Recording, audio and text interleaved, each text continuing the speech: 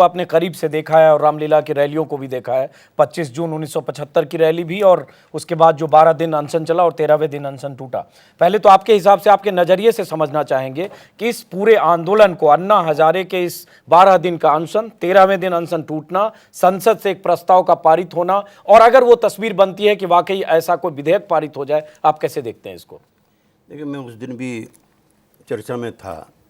इस आंदोलन की जो सबसे बड़ी विशेषता है, जो जड़ता टूटी है समाज की, मैं उसको इस रूप में लेता हूँ। जो जयप्रकाश जी ने कहा था कि हम जनप्रतिनिधि चुन लेते हैं और उसके बाद हमारा जनता का जो काम है, जो विजिलेंस का है, वो ख़त्म हो जाता है। बहुत दिनों के बाद ऐसा हुआ।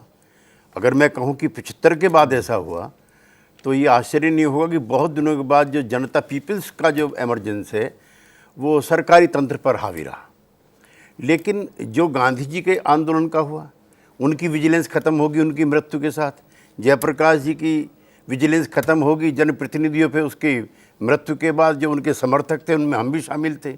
उस आंदोलन को जन आंदोलन में बदलने में हम नाकामयाब रहे। इसलिए जनतंत्र जो है, उस पर सरकारी तंत्र 1947 में भी हावी हो गया, 1977 में भी हो गया। अब जो ये आंदोलन चला है, इसमें एक सूत्री प्रोग्राम खाली भ्रष्टाचार है। और भ्रष्टाचार किसी संपूर्ण जो आर्थिक, राजनीतिक, सामाजिक व्यवस्था है, उसके बदलाव का एकमात्र औजार नहीं हो सकता। ये तो एक कार्यक्रम है। और ये 47 में जब गांधी जी ने कहा था सादगी के लिए, उस दिन आप शुरू कर सकते थे। जिस दिन राष्ट्रपति राजेंद्र बाबू गए थे राष्ट्रपति भवन में, उन्होंने टोका था कि यहाँ मत जाइए, यहाँ सरकारी अस्पताल बनाइए, यहाँ विद्यालय बनाइए। कई हजार बीघे के एकड़ के राष्ट्रपति भवन में हिंदुस्तान जैसे गरीब आदमी का राष्ट्रपति रहने की जगह नहीं है। तो ये शुचिता, ये सादगी, इसमें दिक्कत क्या हो रही है? हम जो माइंड सेट है हिंदुस्तान के आदमी का, जो भौतिकवाद का, सुविधा का, मौज मस्ती का, राजसी ठाठ का, जनसेवकों से लेकर के और कार सेवकों तक, जो सब लोगों का बना, उस पर जब तक चोट नहीं लगेगी, वैभवशाली होना, वैभव की ज़िंदगी जीना, बम्बई से लेकर के और दिल्ली तक, मुंबई से दिल्ली तक, इस सारे पे चोट जब तक नहीं लगेगी। अब जो 10-10 करोड़ रुपए फिल्म में लेके आ रहे हैं, वो भी अन्ना के उस पर बैठे हुए हैं। जो काला धन वहाँ पे लूट के ला रहे हैं, वो जनप्रतिनिधियों को भाषण दे रहे हैं।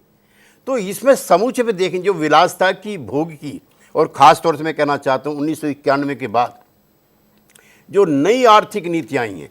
पहले भ्रष्टाचार लाखों के थे, मीना जी, ठाकुर जी, अब अरबों खरबों जी।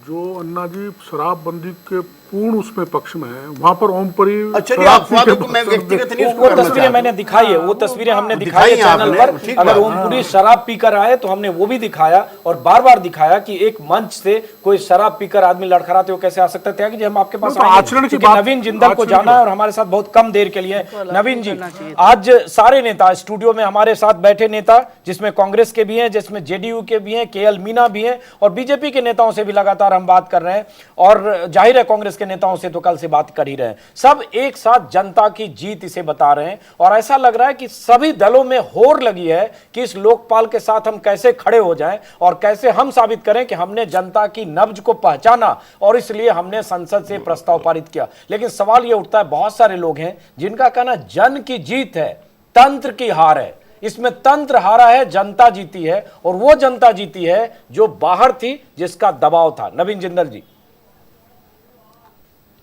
देखिए, इसमें कोई शक नहीं है कि ये जनता की जीत है, लेकिन जनतंत्र जो है, ये जो तंत्र है, ये जनता का ही है, और जो संसद है ये भी जनता ही बनाती है, और जनतंत्र का सबसे बड़ा मंदिर है संसद। तो इसलिए मैं कहूँगा ये सभी की जीत है, और ये तो अभी एक शुरुआत है।